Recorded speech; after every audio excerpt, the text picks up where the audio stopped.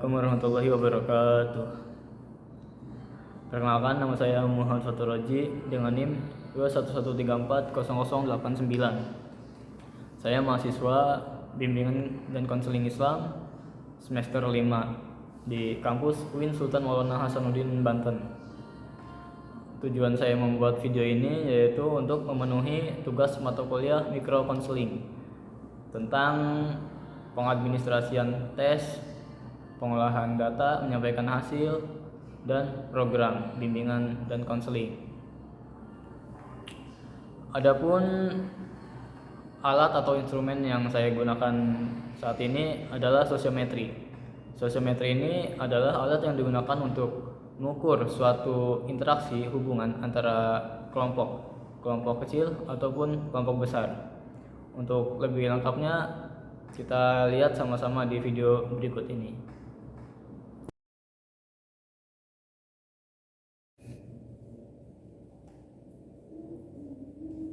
Bismillahirrahmanirrahim. Assalamualaikum warahmatullahi wabarakatuh. Alhamdulillahirabbil alamin wa bihi nasta'in wa ala umuri dunya waddin. Assalatu wassalamu ala asrofil anbiya'i wal mursalin wa ala alihi wa sahbihi ajma'in. Amma ba'du. Terima kasih kepada teman-teman semua yang sudah hadir di kelas ini, di ruangan ini pada hari ini. Dan gimana kabar teman-teman semua yang baik? Alhamdulillah kalau baik. Semoga semuanya dalam keadaan sehat walafiat ya. Amin amin ya rabbal alamin. Baiklah, sekarang saya ingin memperkenalkan diri saya terlebih dahulu. Nama saya Muhammad Fatur Roji dari kampus UIN Sultan Maulana Hasanuddin, Banten, dari jurusan Bimbingan dan Konseling Islam semester 5 ya. Baik, setelah ini tujuan saya di sini itu untuk melakukan asesmen. Saya ingin ingin mengetahui interaksi atau hubungan interaksi yang ada di kelas ini itu baik atau tidak, gitu kan. Makanya saya diberikan tugas oleh dosen mikro konseling, untuk membuat program. Nah, sebelum membuat program ini saya akan melakukan asesmen agar saya mendapatkan data-data untuk dijadikan program tersebut. Makanya saya di sini menggunakan instrumen sosiometri untuk bisa dijadikan data-data dan melakukan pembuatan program. Di sini apa kalian tahu apa itu sosiometri? Belum ya? Belum. Baik, saya akan menjelaskan sedikit tentang sosiometri. Sosiometri ini adalah alat yang digunakan untuk menilai atau mengukur suatu interaksi dari suatu kelompok kecil ataupun kelompok besar. Nah, jadi kita bisa tahu tuh interaksi antara satu orang atau satu kelompok dan kelompok lainnya itu seperti apa, baik atau buruk interaksinya. Nah, dengan sosiometri ini saya akan mendapatkan data-data dari kalian semua, akan saya olah nantinya. Oke, sekarang saya akan bertanya kepada teman-teman, apakah kalian pernah melakukan kegiatan seperti ini? Belum ya? Baru pertama kali ini berarti ya. Oke. Saya ingin minta kepada kalian semua untuk menyiapkan alat tulis, pensil, dan satu lembar kertas. Cukup satu pensil dan satu lembar kertas. Nanti saya akan beritahu teknik penulisannya seperti apa. Silakan siapkan dulu. Kalau ada yang tidak punya kertas, tolong dibagi ya, dibagi temannya. Baik, sudah? Oke. Kalau sudah, kalian dengarkan saya baik-baik. Pahami contoh soal ini ya. Saya akan berikan contoh dulu, baru saya akan memberikan pertanyaan yang benar-benarnya. Kalian jawab dengan mudah. Kalian cukup jawab 2 pertanyaan. Sangat mudah ini ya. Kalian nggak perlu mempersiapkan kesiapan yang matang-matang untuk menjawab soal ini. Karena saya akan memberikan 1 soal saja. Kalian cukup jawab dua jawaban. Contohnya ya, misalkan pertanyaan seperti ini. Siapa teman kalian yang suka diajak bermain? Siapa teman kalian yang suka diajak bermain? Nah, dua teman kalian ini kalian tulis dua nama teman kalian. Misalkan Agus sama Yanto. Nah, tulis Yanto ini pilihan keberapa? Pilihan pertama atau pilihan kedua ya? Agus pilihan pertama, Yanto pilihan kedua. Nah, kalian tulis dulu namanya, baru jenis kelamin kalian. Baik, sudah paham? Atau ada yang ingin bertanya terlebih dahulu? Paham ya? Paham. Baik. Kalian dengarkan pertanyaan saya baik-baik. Oke? Dengarkan ya. Boleh. Siapa nama teman kalian yang suka diajak berinteraksi? Terdengar? Baik. Siapa nama teman kalian yang suka diajak berinteraksi? Kalian tulis jawabannya, cukup dua saja. Nama teman kalian yang ada di kelas ini ya, yang ada di kelas ini. Jangan yang di luar, yang ada di kelas ini. Oke? Siapa nama teman kalian yang suka diajak berinteraksi? Sudah? Saya akan memberikan waktu 5 menit untuk menjawabnya. Kalian cukup jawab dengan mudah, karena ini pertanyaan paling gampang dibanding yang lain. Perlu kalian ingat, jawaban ini tidak mempengaruhi nilai akademik kalian semua. Jadi kalian tidak usah takut nilai kalian jelek atau kenapa, karena ini pertanyaannya sangat mudah sekali ya. Oke? Sekali lagi saya ingatkan, nilai ini tidak mempengaruhi nilai akademik kalian semua. Jadi kalian tidak usah ragu, tidak usah takut untuk menjawabnya. Karena nilai ini jawaban ini bersifat rahasia. Yang tahu hanya saya saja, oke? Sudah? Baik, kalau sudah dikumpulkan ke depan jawabannya. Baik. Terima kasih. Selanjutnya saya ingin memberitahu kepada kalian bahwa jawaban ini bersifat rahasia. Hanya saya saja yang mengetahuinya dan hanya saya saja yang bisa mengolahnya. Oke? Oke, jawaban kalian akan saya simpan dan saya olah terlebih dahulu. Nah, saya olah dulu jawaban ini dan minggu depan saya akan kembali lagi ke sini untuk menyampaikan hasil dari data-data yang sudah kalian tulis di sini. Ya.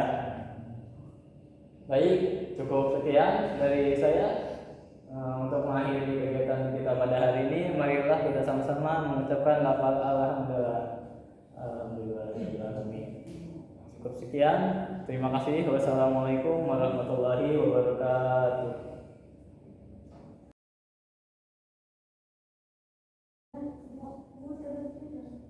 Bismillahirrahmanirrahim. Assalamualaikum warahmatullahi wabarakatuh. Alhamdulillahirobbilalamin. Wabillahi nasta'in ala umuri dunya waddin. Wassalatu wassalamu ala asyrofil anbiya'i wal mursalin wa ala alihi wa sahbihi ajmain. Amma ba'du. Baiklah, gimana kabarnya teman-teman semua? Baik. Alhamdulillah kalau baik. Semoga semuanya dalam keadaan sehat walafiat. Amin amin ya rabbal alamin. Ya, sekarang apakah teman masih kenal dengan saya?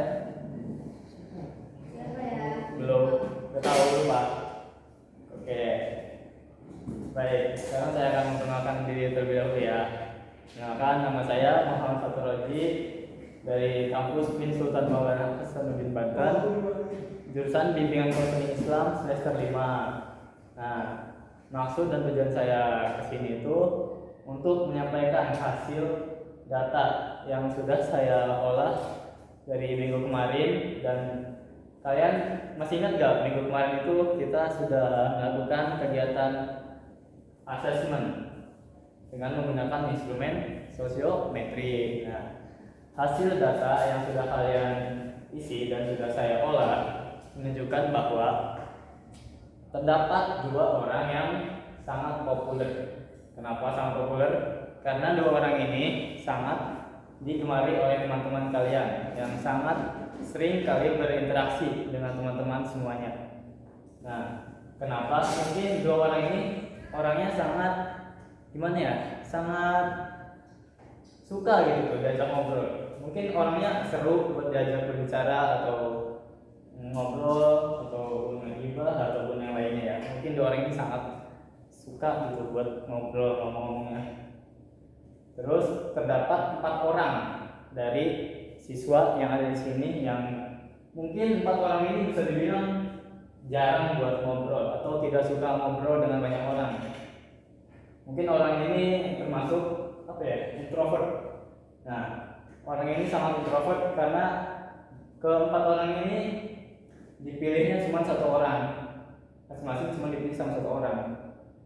Oke, dari 4 orang ini saya bilang keempatnya sangat-sangat bisa dibilang pendiam sih, introvert ya.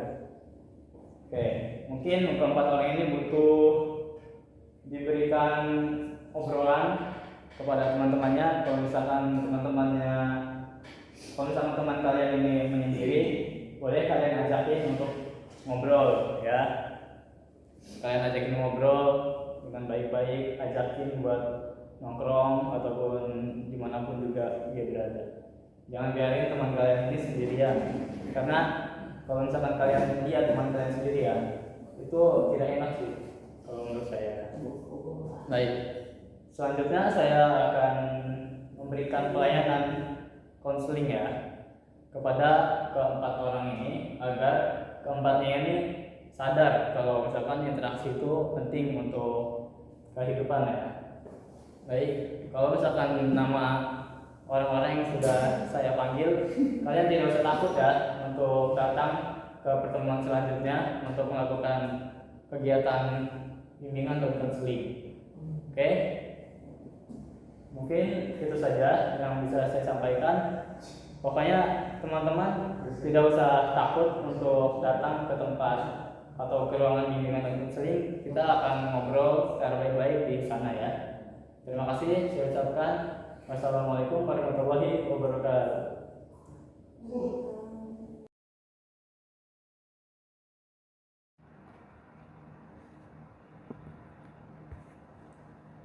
Baik, di sini saya akan menjelaskan tentang pengolahan data sosiometri. Nah, jadi kemarin kan saya sudah membuat soal dan soal tersebut sudah diisi oleh responden saya, anak-anak SMK kelas 12A. Di sini 1 orang memilih 2 orang. Di sini ada kode. Nah, pilihan ke-1 dan kedua. Kode ini yang membuat saya sendiri dan hanya saya saja yang mengetahui maksud dari kode tersebut. Saya membuat kode itu sesuka hati saya. Tidak ada kaitannya dengan abjad ataupun nomor urut absen responden saya. Nah, jadi pada data yang sudah saya peroleh melalui instrumen yang sudah saya berikan kepada responden saya ini menunjukkan bahwa yang pertama ada kode A. Kode A ini pilihan pertamanya adalah si E. Nah, si E dan pilihan keduanya adalah I. Oke. Terus yang kedua kode B. Nah, pilihan pertamanya ini adalah C dan pilihan keduanya ini adalah E. Dan seterusnya sampai J. Karena saya menggunakan 10 orang peserta atau responden. Nah, yang J ini adalah pilihan pertamanya adalah F. Yang kedua adalah I. Nah, setelah itu saya akan menjelaskan juga tentang bentuk sosiogramnya. Nah, di sini di dalam bentuk sosiogram ini memiliki 2 warna panah yang menunjukkan ya. Kedua warna panah ini berbeda. Yang merah adalah pilihan pertama dan yang warna hitam adalah pilihan kedua. Nah, berhubung saya menggunakan anak-anak SMK laki-laki, semuanya laki-laki. Jadi saya menggunakan bentuk kotak yang sama karena tidak ada perempuan.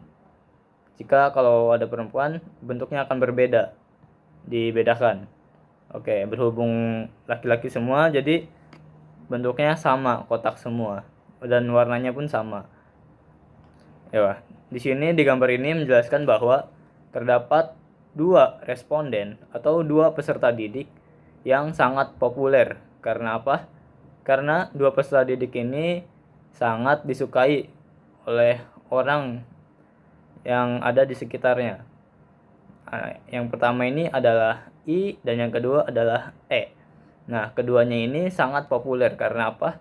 Karena keduanya ini sangat suka diajak untuk berinteraksi. Orangnya mungkin bisa dibilang asik, orang untuk diajak berbicara. Nah, keduanya ini sangat diminati oleh teman-temannya untuk diajak ngobrol ataupun bisa diajak berkomunikasi dengan lancar, mungkin orangnya seru gitu diajak ngobrolnya. Dan di sini juga terdapat empat responden saya yang bisa dibilang sangat kurang untuk berkomunikasi. Yang pertama ada kode D, yang kedua ada F, yang ketiga ada H, yang keempatnya ada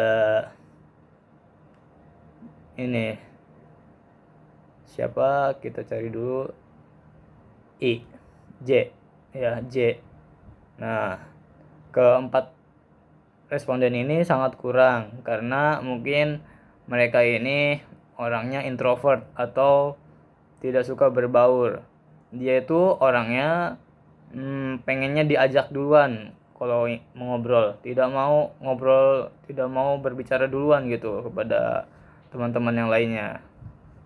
Jadi untuk responden yang lainnya saya kira bisa inilah untuk mengajak temannya yang susah untuk diajak berkomunikasi ini agar mereka itu aktif untuk mengobrol atau berkomunikasi dengan teman-teman. Baik, selanjutnya saya akan menjelaskan tentang tabulasi arah pemilih. Nah, contohnya ada di sini ya. Misalkan A. Nah, pilihannya itu, pemilihnya itu ada C dan G. Nah, si C memilih A di pilihan pertama dan si G memilih A di pilihan pertama. Jadi pilihan pertama itu nilainya 2. Nah, jadi si C ini milih pilihan pertama dan G ini pilihan pertama. Jadi totalnya 2 sama 2. Jadi bobot pemilihnya adalah 4. Nah, jadi 2 ditambah 2 jadinya 4. Nah, contoh kedua ini inisial B. Nah, inisial B ini pemilihnya itu ada 2. Nah, si C dan si F. Nah, C memilih B ini di pilihan kedua. Jadi nilainya adalah 1. Nah, kalau si F memilih si B itu di pilihan pertama. Jadi nilainya 2. Jadi bobot pemilihnya itu adalah 3. Nah, selanjutnya ada si C.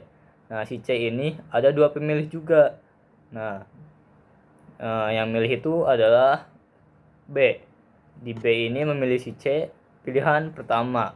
Jadi nilainya 2. Nah, kalau D memilih si C ini di pilihan pertama juga. Jadi nilainya 2. Jadi 2 ditambah 2 itu 4. Jadi bobot pemilihnya itu, bobot pemilih si C ini adalah 4. Nah, di sini juga contoh lainnya ada inisial E. Nah, inisial E ini pemilihnya ada 3.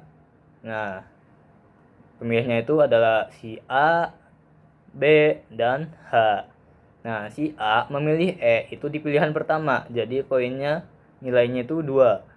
Si B memilih E di pilihan kedua. Jadi nilainya ini 1. Nah, terus si H memilih si E di pilihan pertama. Jadi nilainya 2. Nah, jadi bobot pemilihnya ini adalah 5. Nah, selanjutnya ada indeks pemilihan. Nah, contohnya ini di sini ada inisial A. Inisial A ini pemilihnya kan ada 4. Nah, jadi 4 dibagi 9. 9 ini dari mana?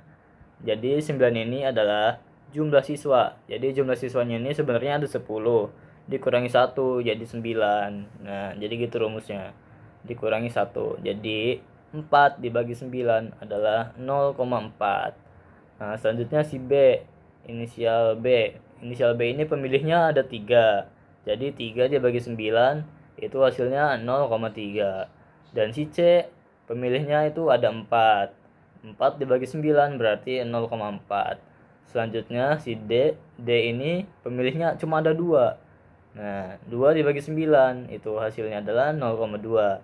Selanjutnya ada E ini ada 5 ya, paling banyak. Nah, 5 dibagi 9 itu hasilnya 0,5.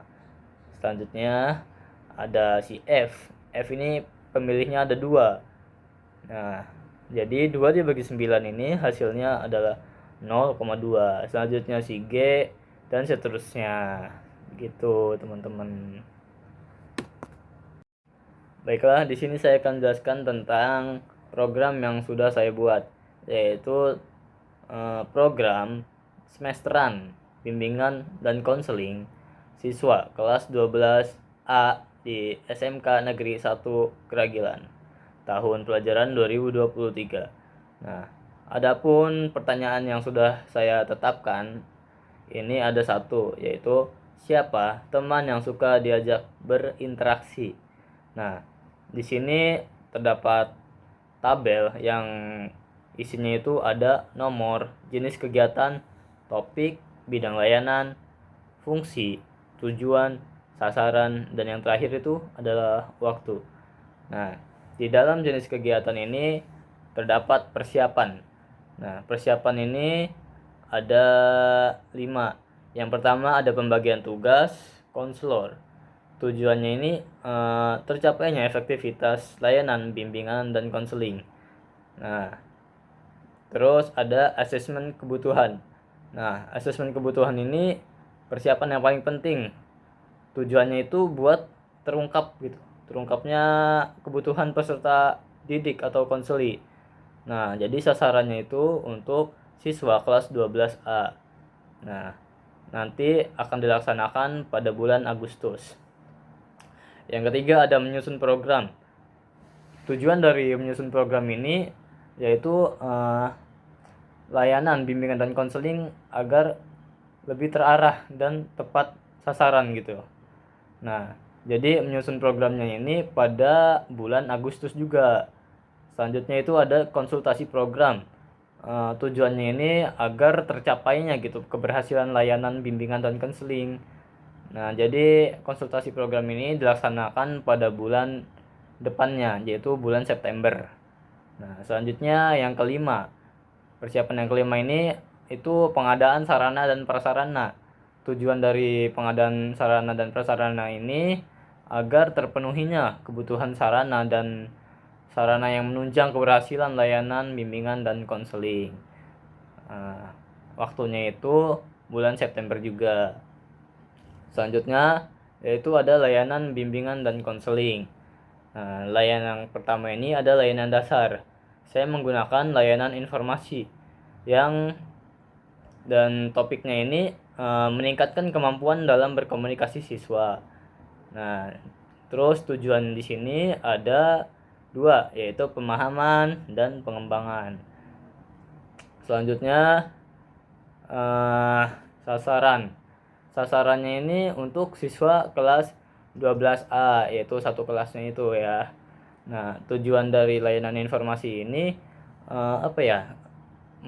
agar peserta didik ini memahami gitu pentingnya bersosialisasi dengan teman dan membantu mengembangkan hal-hal yang ada pada peserta didik itu. Nah, jadi layanan informasi ini akan dilaksanakan pada bulan September. Oke, selanjutnya ada layanan bimbingan kelompok. Nah, layanan bimbingan kelompok ini memiliki topik yaitu meningkatkan kemampuan interaksi siswa di kelas 12A. Nah, jadi di dalam bimbingan kelompok ini terdapat bidang layanan. Layanannya itu ada pribadi, terus sosial, dan belajar. Nah, terus selanjutnya ada sasaran. Sasarannya ini untuk siswa kelas 12A. Terus Bimbingan kelompok ini fungsinya itu ada dua, yaitu pemahaman dan juga pengembangan. Terus di dalam bimbingan kelompok juga memiliki tujuan. Tujuannya itu untuk memberikan kebutuhan melalui bimbingan kelompok. Layanan bimbingan kelompok ini akan dilaksanakan pada bulan Oktober. Terus selanjutnya yang kedua ada layanan responsif. Nah, layanan responsif. Layanan responsif ini juga memiliki satu jenis kegiatan, yaitu ada konseling kelompok. Nah, topik yang digunakan dalam konseling kelompok ini adalah meningkatkan kemampuan komunikasi interpersonal pada siswa. Nah, yaitu bidang layanannya ada dua. Yang pertama ada pribadi dan yang kedua itu sosial. Jadi fungsi dari konseling kelompok ini adalah untuk pengentasan masalah. Dan tujuan dari konseling kelompok ini adalah terbantunya peserta didik atau konseli dalam memecahkan masalah melalui kelompok. Selanjutnya sasaran yang digunakan dalam konseling kelompok ini adalah siswa kelas 12A dan yang akan dilaksanakan pada bulan Oktober. Selanjutnya dukungan sistem. Nah, dukungan sistem ini ada 3 ya teman-teman. Terdapat yang pertama itu ada menyusun dan melaporkan program bimbingan dan konseling dan memiliki tujuan yaitu untuk mempertanggungjawabkan kinerja kepada kepala sekolah. Sasarannya itu yaitu konselor saya sendiri gitu ya, dan akan dilaksanakan pada bulan November sampai juga Desember.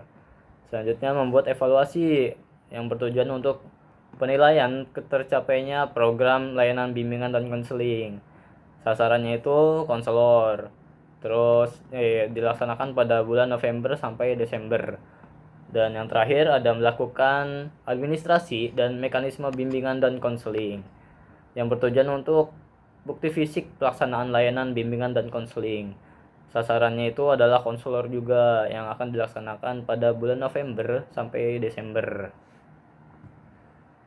Ya, mungkin itu saja yang bisa saya sampaikan. Kurang lebihnya mohon maaf. Bila ada kesalahan atau salah kata mohon dimaafkan. Terima kasih. Wassalamualaikum warahmatullahi wabarakatuh.